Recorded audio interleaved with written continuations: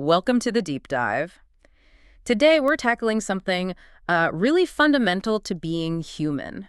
The ideologies we create, these kind of invisible frameworks, they don't just shape opinions, but like our whole perception of reality, how societies work, how we interact. Exactly. And for this exploration, we've looked at some, really fascinating material that views this whole thing, not just from a human angle, but also, and this is pretty interesting, through the lens of artificial intelligence. Right. So our mission here is to kind of unpack all that complexity, pull out the key takeaways on just how pervasive these ideologies really are. And it really is pervasive. Yeah, this isn't just some academic thing. It affects everyone, all genders, ages, cultures, every stage of life. From, ancient animism, believing spirits are in nature, right up to modern ideas about tech solving everything. Ideology is just always there. Always evolving too, clashing, reshaping things. Constantly. It really makes you stop and think, doesn't it? How many of your own, deeply held beliefs are maybe just part of these bigger currents? It's a good question to keep in mind. Okay, so let's really dig into this idea, their universal reach. It goes way beyond just politics, doesn't it? It seems to color pretty much everything. Oh, absolutely. The sources we looked at show ideologies leaving their mark on, every part of life. Think about history, for instance. Our sense of time, the past. Okay. A nationalist viewpoint might frame history around national triumphs, maybe glossing over some internal struggles. Right, focusing on the glory. Whereas a perspective based on critical theory might highlight long-term inequality patterns instead. Same events, totally different stories. Right. And ideologies haven't just interpreted history. They've actively driven it. Feudalism, communist revolutions, these were powered by specific belief systems. So history's not neutral ground at all. It's a story told through a specific lens. And it gets even more specific, right? Like you mentioned biology and genetics. That seems counterintuitive. Yeah, you wouldn't think so at first. But the influence is subtle, yet really profound. Ideology shape things like reproductive practices, what's encouraged, what's not. Think historical policies promoting birth rates. Oh, okay. They impact healthcare access. Discriminatory ideologies have historically meant worse treatment for certain groups. Even dietary habits can be tied to cultural or religious ideas. And, sadly, you see the long-term biological fallout of discrimination on population health. So these abstract ideas have real physical impacts down the line. Wild. What about philosophy? The search for truth and meaning. The source said ideologies are like philosophy in action. That's a really neat way to put it. Ideologies basically embody our ethics, right and wrong. They work with assumptions about how we know things, epistemology. Okay. And they often rest on fundamental ideas about reality itself, metaphysics. Take the scientific method. Yeah. Its reliance on empirical evidence, logic. You could see that as an ideology guiding how we seek knowledge. The scientific method is an ideology. Never thought of it quite like that. But what about fields that seem totally objective? Physics, math. Surely ideology doesn't touch those. Well, the core principles, maybe not directly, but think bigger picture. How are physics and math applied? Where does the funding go?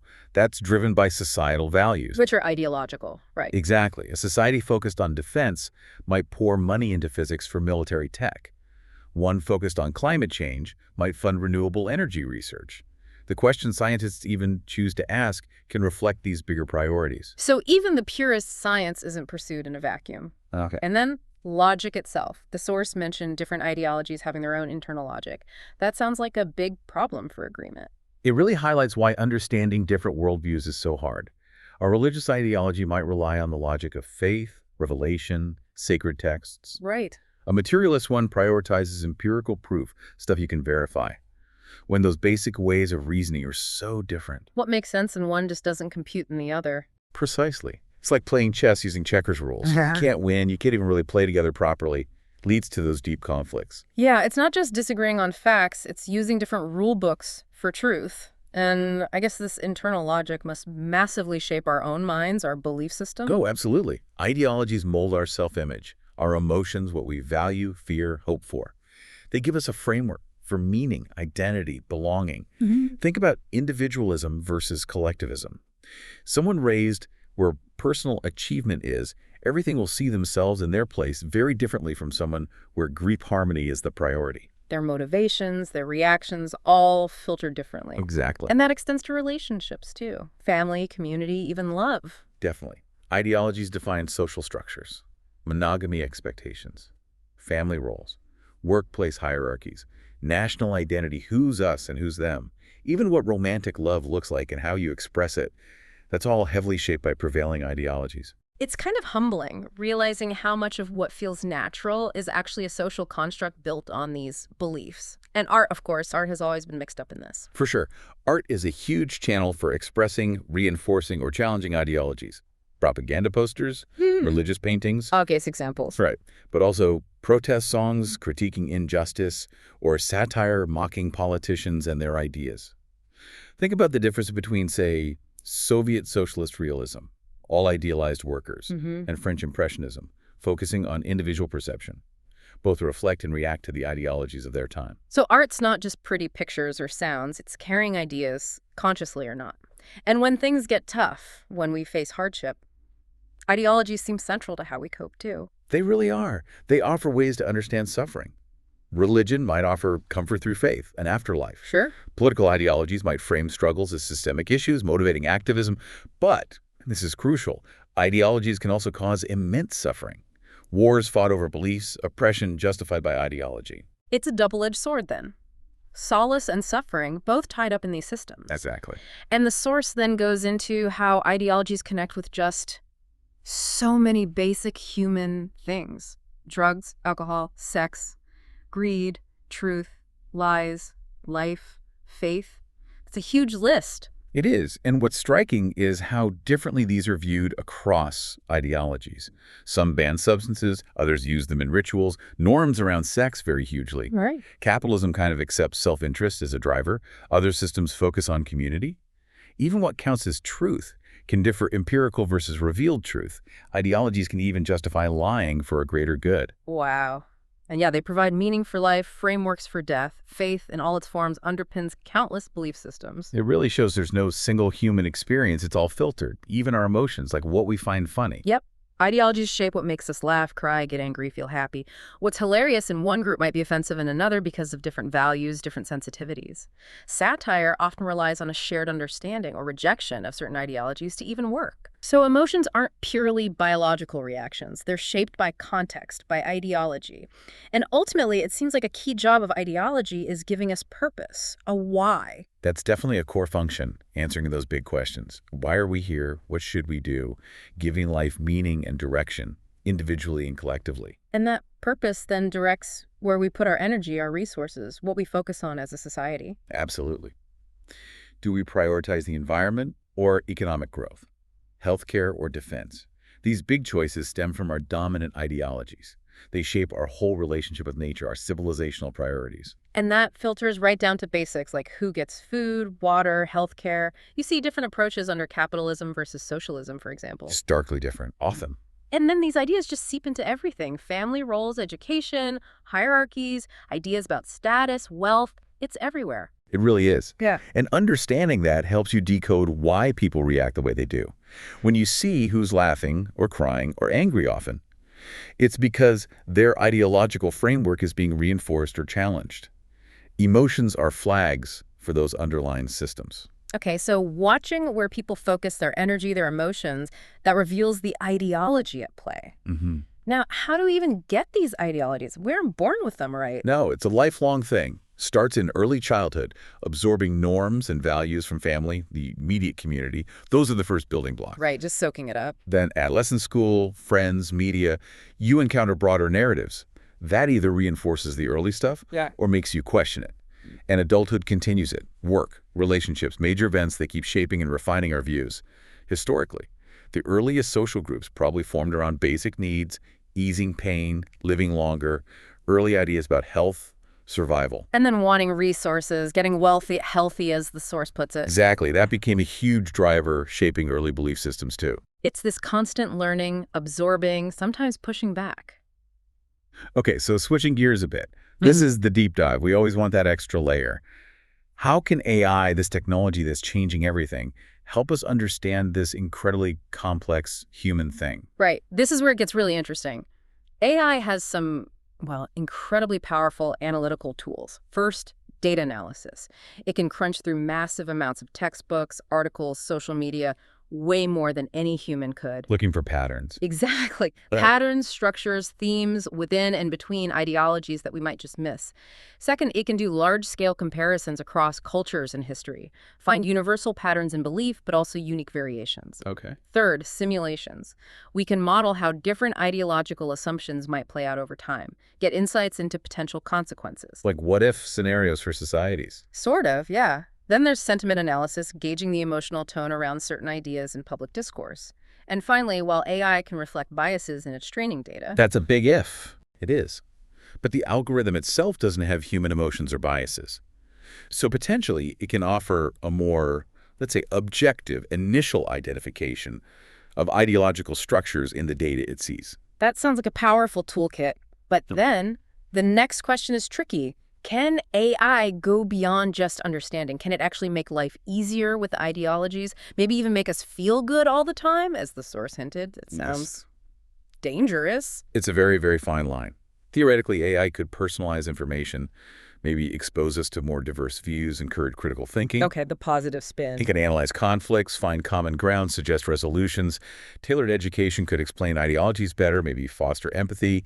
It might even spot patterns, indicating someone's heading towards extremism. But the downside... Oh, they're huge. Echo chambers, filter bubbles, just feeding us what confirms our existing beliefs. Yeah. Manipulation is a massive risk, subtly nudging people towards certain views. Yeah. And if the goal is just feeling good, you end up suppressing dissent, challenging ideas. That's terrible for open discourse, for progress. Definitely sounds more dystopian than utopian. So what are the absolute key things to remember about AI's role here? Number one, AI understanding is not human understanding. It's pattern recognition, logic, no lived experience, no emotion, no conviction. Crucial difference. Number two, bias in training data is real.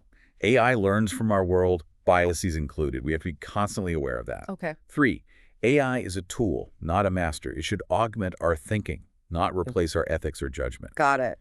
And finally, the limits of quantification. AI struggles with the deep qualitative stuff, faith, love, existential angst. Those core human experiences within ideologies are hard to capture in data. A powerful tool, yes, but handle with extreme care. So who actually benefits most from getting a better handle on ideologies, whether through human study or AI assistance? Well, researchers, obviously. Academics in sociology, political science, history, they can use AI to speed up research, find new insights. Sure. Policymakers could potentially make better decisions if they understand the ideological undercurrents driving issues. Potentially being the key word. Indeed. Educators could teach social studies, history, critical thinking in more nuanced ways. And ultimately, individuals. If we become more aware of our own biases, the forces shaping our world, we gain agency, make more informed choices. It could foster a more self-aware public. Now, the source brought up some deep stuff, like, can AI help us grasp that life is all there is, maybe challenging beliefs in an afterlife? Well, AI can analyze philosophical arguments about death from all angles, secular, religious, you name it. It can compare them, spot logical inconsistencies maybe. So lay out the options clearly. Right. It can present different perspectives. Yeah. But it can't make someone abandon faith or accept a purely material view. Confronting mortality is just, fundamentally human. AI provides data, analysis. Belief remains a human choice. Data versus belief. Okay, what about the really tough question? Why do people do cruel things even when understanding ideologies could point towards more humane options? Yeah, that's where the dark side really shows. Cruelty is almost always wrapped in ideological justification, dehumanizing the other, labeling them a threat. Us versus them? Exactly. Extremist ideologies might explicitly call for violence or prioritize one group's survival above all else, making harm seem necessary. These ideologies often actively suppress empathy, create moral distance. So even if someone could understand differently, their current ideology provides a rationale for cruelty. Often, yes. Intellectual understanding doesn't automatically equal ethical action if you're trapped in a destructive framework. Sobering thought. Now, what about belief itself? The source had this thought experiment. What if someone was born without inherent humanity, only an AI's understanding of ideology? What would that be like? Well, in a way, current AI is like that. It processes data, sees patterns, but has no empathy, no moral compass, no personal conviction. Right. A human born without empathy or social connection. That sounds like psychopathy driven by self-interest, no regard for others. Their ideologies would be purely tools for gain. So AI analysis isn't belief. Absolutely not. AI doesn't have faith. It sees structures in data. And while the tools AI uses the algorithms, the categories are human-made. The analysis itself isn't a belief system. Correct. It's an output, not a conviction. Really important distinction. Got it. Now, the source also mentioned people reacting differently to the same thing, like a joke, because of their ideology. This obviously fuels division, misunderstanding. Hugely. If you're operating in different ideological worlds, you won't find the same things funny or sad or angering. This divergence drives social fragmentation, misunderstandings, conflict, people living in what feel like separate realities. Separate subjective realities. Exactly. And again, AI can analyze how this happens, it values the in-group signals, but it doesn't feel that difference like humans do. Sees the mechanics, not the feeling. Okay, this leads to a really big question. What is the reality of life for humans versus other animals? And are our ideologies the ultimate point of it all? For humans, reality is this mix objective physical laws plus our subjective ideology-filtered experience. Our beliefs shape how we see and act. For other animals, it's mostly biological drives, instincts, immediate senses, no complex, abstract ideologies layered on top. And no, life isn't the purpose of ideology. It's the other way around. Ideologies are a product of human life. Right. A tool we develop to try and make sense of things, organize ourselves, find meaning. They define the human experience, but they aren't the ultimate goal of that experience. Okay, ideologies as a human tool. Now, how might AI help us with the challenges that come with these ideologies? Coping mechanisms. AI could potentially identify common coping strategies used in different ideological groups, maybe even offer personalized suggestions. Uh-oh.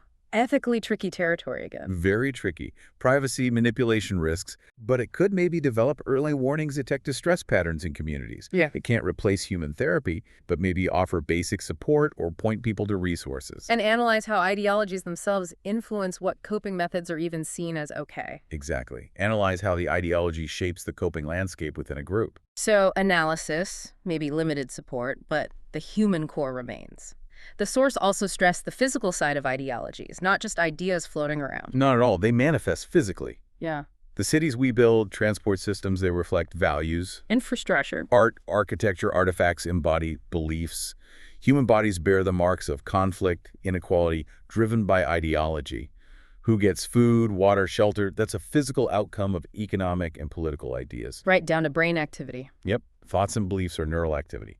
And AI itself runs on vast physical infrastructure. Ideas have physical footprints. So intangible ideas, very concrete effects. Now, thinking about learning all this, the source mentioned things like freedom, undermined privileges, and why kids aren't always explicitly taught about this stuff. Well, freedom, privilege, those are concepts defined within specific ideologies, right? Yeah. As for teaching kids explicitly about ideology and AI, it's complicated. Why? A lot of it is transmitted implicitly. Family, culture, it's complex stuff for young kids.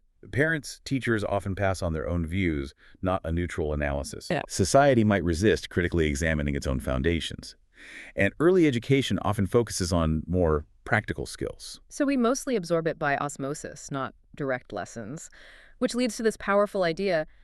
Really understanding ideologies can be world-changing, maybe unsettling. Oh, profoundly so. Yeah. Once you grasp how these systems work, maybe aided by AI analysis revealing the structures, your perception shifts. You see the social construction behind things you took for granted. A loss of innocence, kind of? Yeah, maybe. You become more critical, less likely to accept things at face value. It can be empowering making conscious choices about beliefs, but also unsettling, maybe even lead to cynicism, realizing how deep the influence runs. A perspective shift you can't undo. Okay, looking ahead, the source did suggest some positive ways AI might help us engage better with ideologies. What were some key ones? One was ideological mapping. AI analyzing data to visually map how different ideologies relate, overlaps, conflicts, history. Like a visual guide to belief systems. Kind of. Another, bias detection in information. AI flagging when you're getting a skewed view, prompting you to look elsewhere. A sort of ideological fact checker. Potentially. Then, simulations of ideological impact. Modeling long-term effects of different beliefs on society, environment, economy, etc. Okay. Empathy-generating narratives. AI helping craft stories that bridge divides by highlighting shared humanity. Needs huge ethical checks, though. Definitely. Avoid manipulation. And finally, personalized learning pathways. AI tailoring education to help individuals build critical thinking about diverse belief systems. Those sound promising, but yeah, back to ethics. It's a knife edge, isn't it? Absolutely. The right way. Promoting informed choices, reducing conflict, fostering empathy, self-awareness. The wrong way. Manipulation, reinforcing bias, dehumanizing belief, trying to engineer optimal ideologies, and massive privacy risks. A real tightrope. Okay, so as we wrap up this deep dive, what's the main thing listeners should take away about human-made ideologies? Just how absolutely central they are. They're the bedrock framework shaping our understanding of everything ourselves, each other, the world, history. They influence it all. And while AI gives us amazing new tools to analyze these systems, Just feeling them. exactly, it lacks the lived, felt human experience of belief. So, AI, powerful magnifying glass, but not a replacement for human thought and feeling. Precisely. The goal of using AI here isn't to tell us what to believe. It's to help us understand ourselves better, navigate differences more constructively, and hopefully, work towards a more coherent, empathetic, flourishing way of existing together. A really powerful thought to end on. And maybe one final question for all of you listening. As we build these AIs that can understand our beliefs in such detail, what responsibility do we have in guiding how AI learns about and interacts with this deeply human world of ideology? Thanks for joining us on this deep dive. This is DigitView.